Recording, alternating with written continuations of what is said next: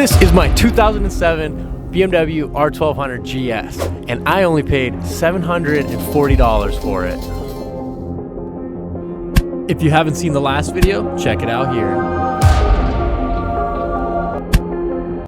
So in the last video, we got this thing running for the very first time in who knows how long. And right after that, I broke the stupid plastic fuel fitting. So I decided to upgrade. Whoa. This is super satisfying. So just listen to this. Listen to this.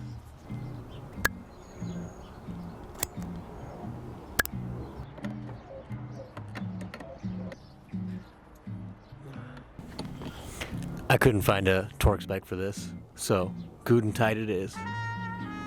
Click. So the reason that plastic fitting broke is because I made the fuel hoses just a little bit too long, so when there was pressure applied to them, it just kind of snapped. And I put the fuel filter on backwards. Please forgive me, guys. I will fix it. But it makes a lot of sense why I had a hard time starting the bike here. Dun, dun, dun.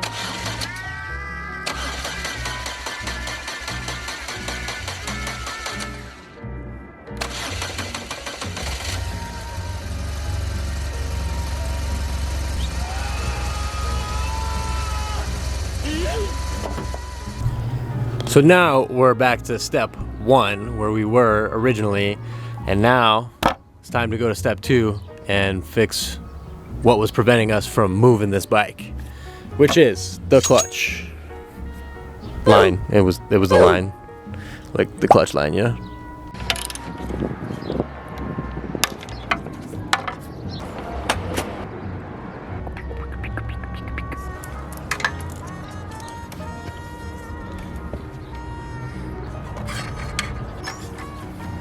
If you didn't know, BMW motorcycles take mineral oil and not brake fluid.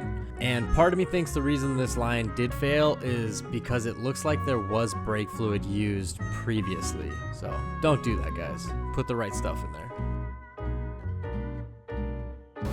All right, guys, keep an eye on that rear wheel. Let's see if this clutch works. Yeah.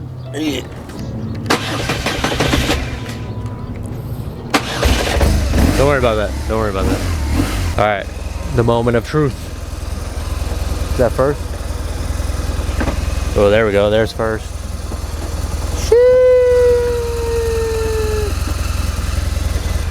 I say we take this thing for a little test spin.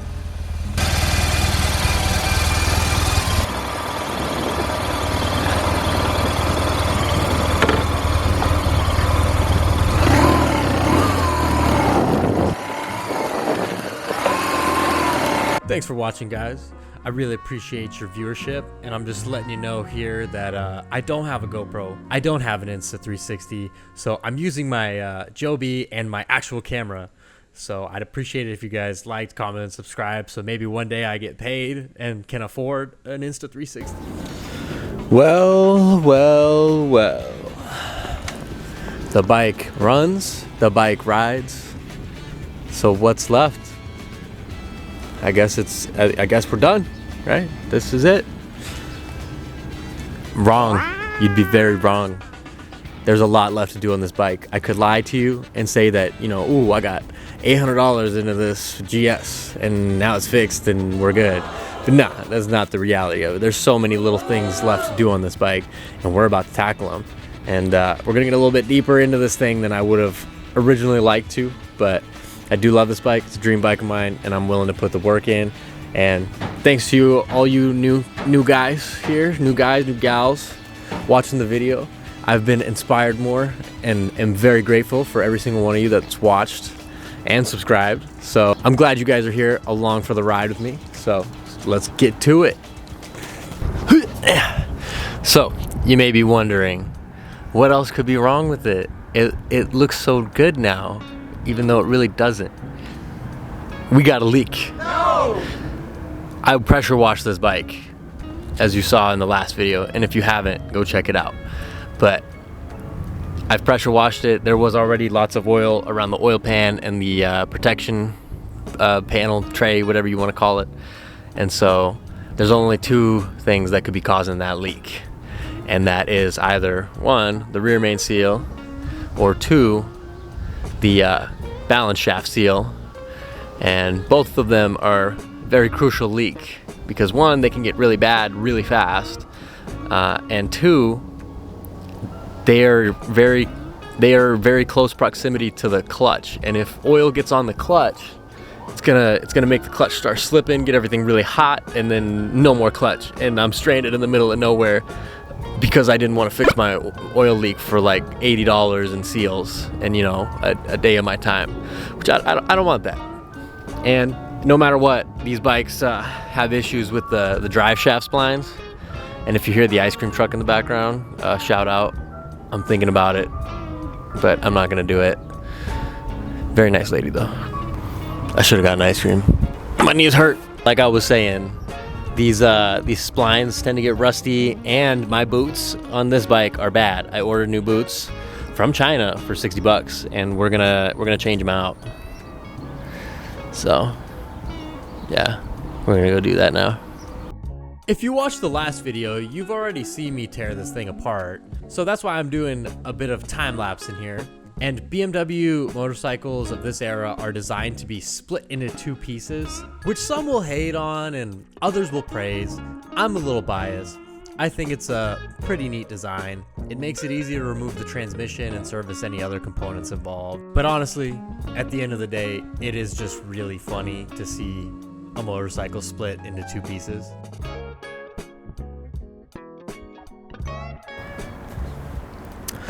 It's later in the day now, and it's a lot cooler than it was earlier, so it's time to take this transmission off.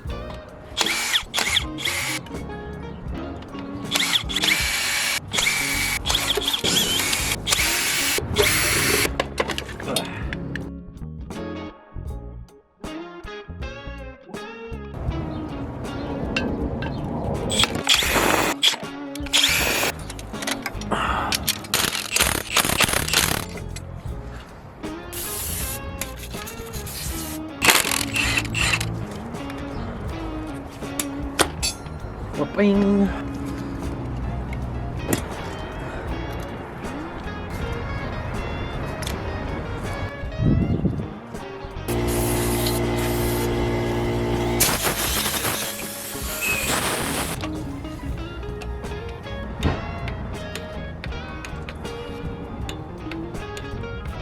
If you were curious, I'm reusing the original clutch on it as it was in fantastic shape. I am not reusing the bolts as they are torque to yield, and the manual does say to replace them. So just keep that in mind if for some reason you're gonna be doing this job.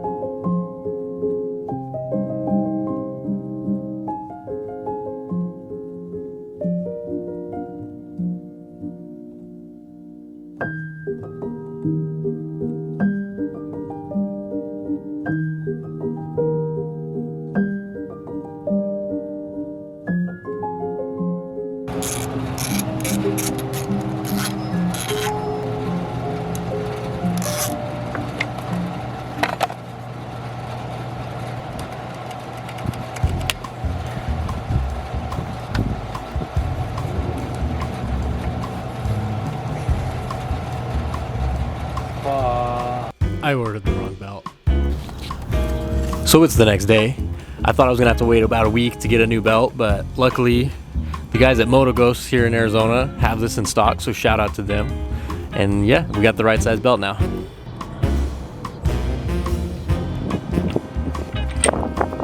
I've had this tool for 4 years, and this is officially the second time I've ever used it. If I didn't make it clear in the last video, I got the wrong spark plugs, so I didn't change them out. I just put the one I took out back in because it was wrong. I am gonna change all 4 of them, but I'm gonna do a valve adjustment first.